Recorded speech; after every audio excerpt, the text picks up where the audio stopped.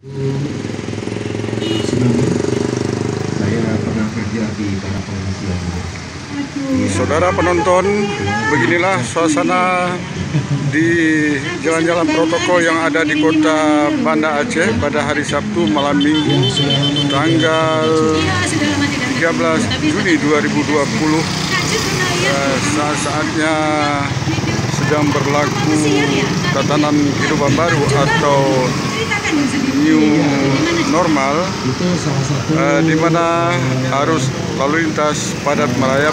Suasana kota sangat hidup kami lihat, dan cuaca pun sangat mendukung.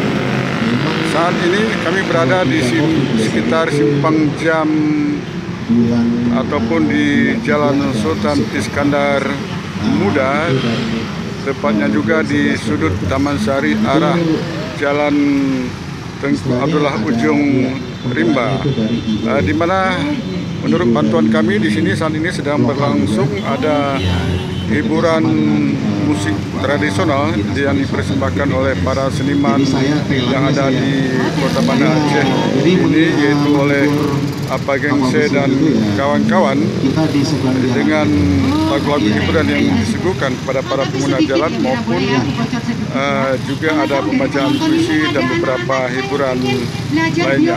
Hiburan ini disuguhkan khusus untuk para pengguna jalan sebagai hiburan yang sebelumnya Kota Banda Aceh pernah ditetapkan sebagai